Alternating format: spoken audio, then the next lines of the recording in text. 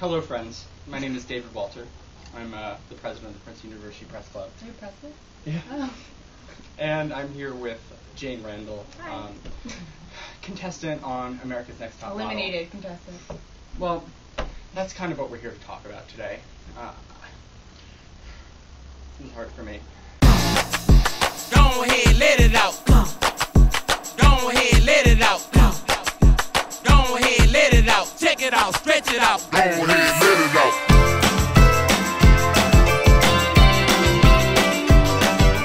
Bounce with me. Oh, it's just I have this like pit in my stomach. I haven't been able to eat. I haven't been able to sleep. It's been really hard, and I can only imagine it's been like 100. It's been pretty difficult these past couple months. Right. I was shocked when it happened. Months for you, just turning this over in your head. Why don't they like you? How are we not good enough? They didn't like me. Oh, they did kind of like you at the end. Kind of. Yeah. Right. But we can't go on like this. It's not healthy. We have lives. We have families. We have loved ones, and they need the real us back. So we've come here today for sort of a group sort of therapy session. So we've got lots of paper, lots of crayons, 64 to be exact, and lots of feelings. And personality. But actually also sadness. So let's get started. All right. So we're just gonna draw and talk. I mean, let's go back to the beginning, Jane. Had you watched America's Next Top Model? I did. Before? I watched it in middle and high school. Okay. And like, were you ever thinking like I could be on that? No. No. No, I never really So put it was myself really into TV ever. Right, because it's like not physically possible. Yeah, that also. Smart girl. But so you, how did you end up actually on the show then? Well, I was watching TV on Gossip Girl, and a little ad came up to audition for Cycle 15. So I sent in some pictures that I had in my dorm room, and then I got a call saying I was invited to auditions. And I mean, how did you react to that? Is that? I freaked out. So should I be drawing right now? I mean, if you're feeling, All right, don't so force, you know. I found out I was very happy. You're very happy. And then you went through the casting process, Mm-hmm. right? You had never done any modeling before. Yeah, I actually almost left the casting early because the room, it was just overwhelming. People were screaming and yelling, and the application asked, when's the last time you physically kicked someone or threw something? I was like, what am I auditioning for?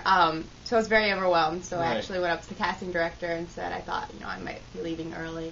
And she said, oh, no, you should stay around, so I got a call back. Because the kicking people and like I when was the just last time you very kicked on someone, it overwhelmed. was just like obviously there's more that they're looking for more than just models, right? There was a lot of personality in that room. What is it actually like being on reality television? Because people who watch this, they might not know about like much about America's Next Top Model. If we're going to talk about like specific photo shoots, but like the basic thing about like what does it feel like to be a normal person and then just go in this like totally artificial situation? I mean, how does that work? Does that like reality become your world, or can you still like keep yourself People separate? definitely had different personas on cameras versus off. I noticed from the very first audition, because you want to get camera time so you get cast. I didn't really do that. So there's a game to it then. Oh, definitely. I mean, The Week I Cried, that was some great reality TV, but it Right. took a really long point for me to figure out, what I needed to do to For get you on to camera. have a personality. Yeah, just gotta Right. cry. But that was you actually. Oh, crying, those were right? genuine tears. I mean, I had been told I had no personality, and then they said I had no passion in my life. But retrospectively, I think it's more a reflection on them to make such a definitive remark than on me. Because they don't know you. They don't know me. They don't know your feelings. No. This is panel. I'm Okay, working well on it when now. you're done, we can check in. So you said that there was sort of like a whole separate game of how you deal with producers and the way that they sort of try to. Yeah, shape I really things. enjoyed working with all the producers and everyone off camera. I still keep in contact with a lot of people who worked on the show, so maybe I spent too much time befriending them. Okay, so they Darn it. They liked you. It's just that you weren't. Yeah, I giving think them- if you ask anybody, any of the girls in the house or anyone who worked with me firsthand, I don't think they would ever say I didn't have personality. But what it means is that you just weren't giving them sort of I a just story didn't give arc. them an edit Right. that worked.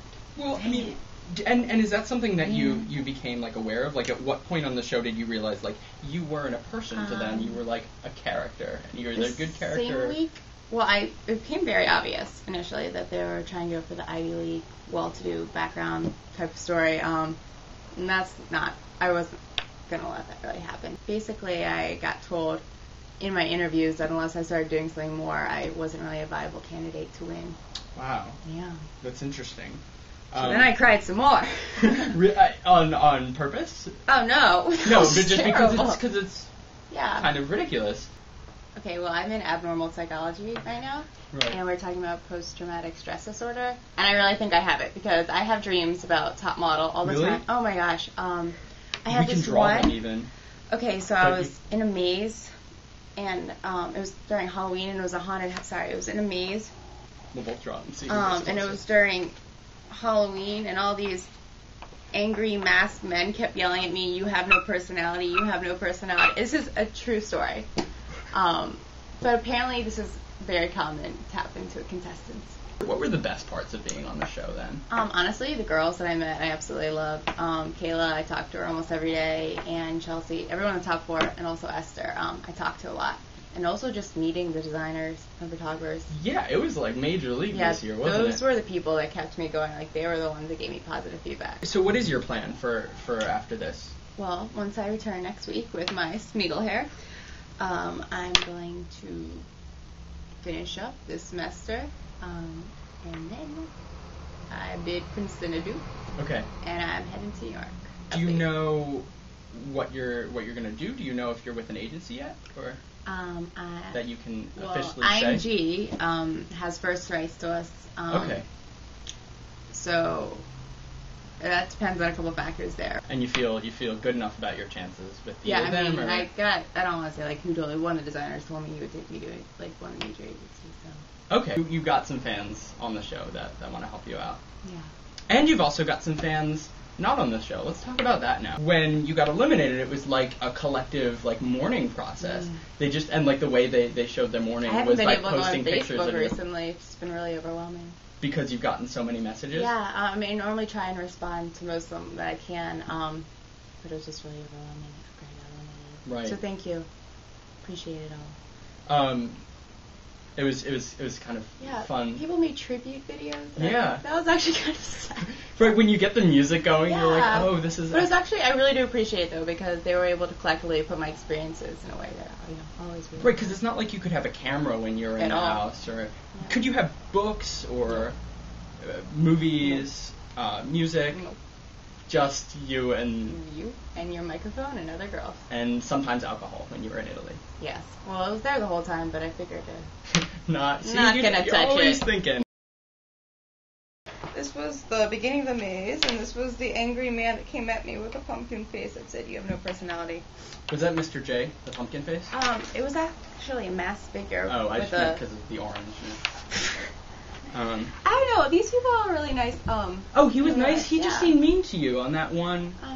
When he was like, do you have a boyfriend? And you're like, no. Then he goes, "Have you ever been in love, didn't you?" I was like, no. And they're like, "It shows." So we actually extended further.